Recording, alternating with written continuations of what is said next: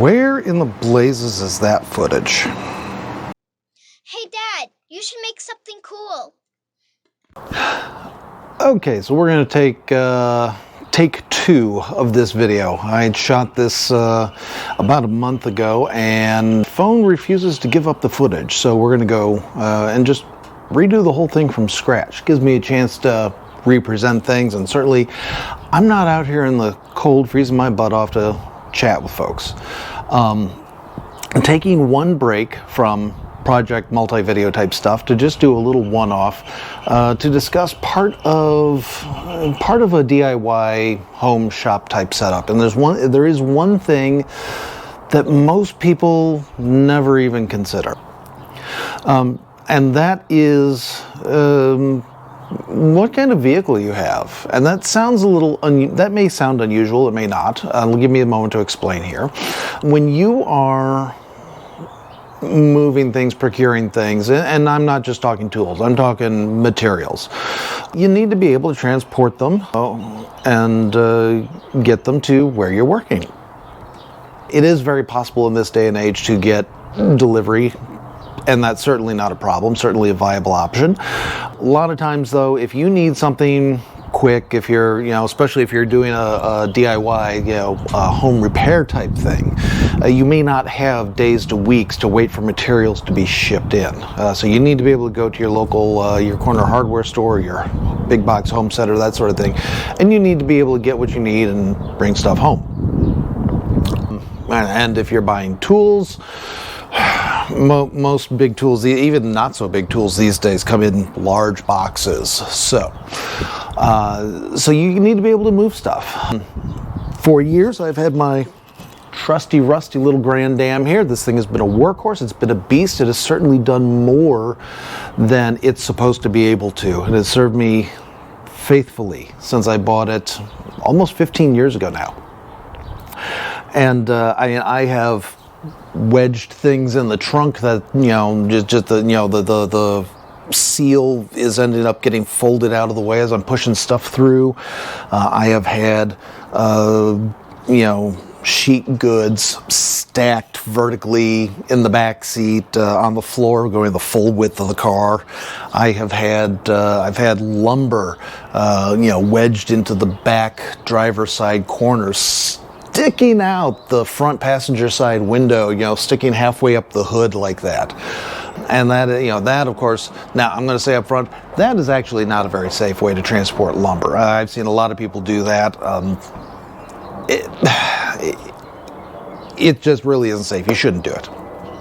So I've been arguing with myself for over a year, trying to decide, it's time to see, this is getting on in its years, and I am going to see about doing something nice with this. I'm thinking about getting it rebuilt and just kind of restoring it to kind of a show car grade. I don't know. That'll be something down the road. But in the meantime, I need a vehicle that I can use that has a little more capabilities than this now. And of course, when I bought this, I only had one child, lived in an apartment, did not have a lot of room for shop type stuff, wasn't doing a lot of hobby and project type stuff. So, it met my needs at the time. These days though, you really need to look at either a truck or an SUV, and what you would want to use is going to be dependent on your needs and personal taste. I decided up front I did not want a truck. Dealing with a bed, you'd have to have a separate camper shell, and your cargo space is kind of blocked off from the main cabin. I wanted an all-in-one space. I also didn't want something overly huge, and I wanted something that was just a little more family-friendly, a little more general purpose and versatile. So that's why I have ended up breaking down and grabbing myself a 2022 Chevy Blazer. Yes, the Blazer is back, and this thing, I'll tell you, this thing is actually really nice. It's got the powered liftgate assist, which is fabulous. I have bought a few options for cargo organization and that sort of thing. These are nice because they just fold up out of the way.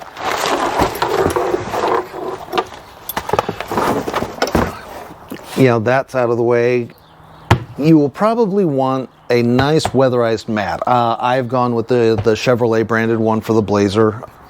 I did, before anybody asks, well, did you look at the WeatherTech? And I'm like, I did look at the WeatherTech.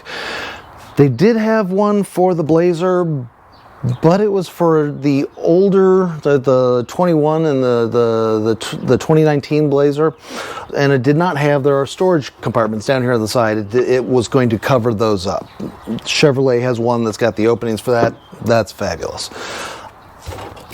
I've got both seats flipped down, which gives me about 6 feet lengthwise storage. The shade cover comes out really easily like that. It just pops right out, so I can take that out if I've got a large box or something. I can just put in there and go.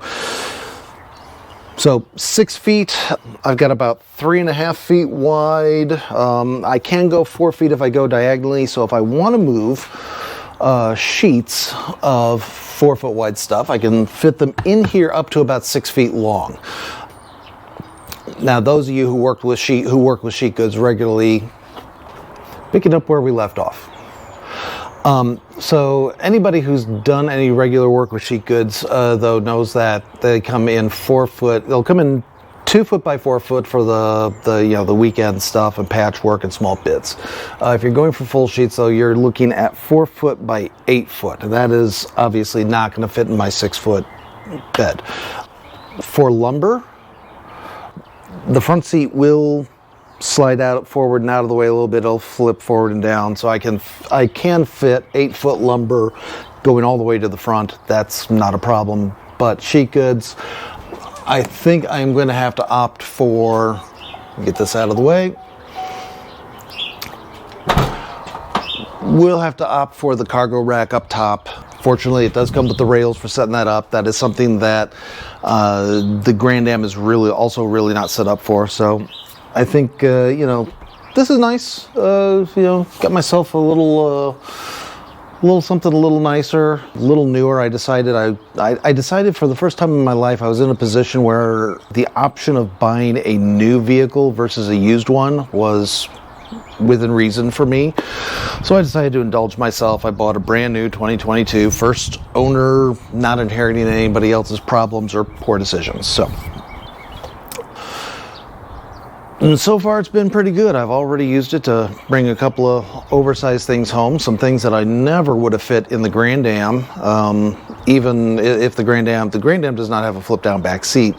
So even being able to lay stuff in, it wouldn't have worked. So this thing's already paying for itself, doing very, very good. So yeah, if you're getting into, especially if you're getting into a lot of DIY, you should, if you do not already have a SUV or truck or van, if you're going that route, your typical 4-door passenger sedan, heaven forbid that you're driving a 2-door sports car or something, that's really not going to work out.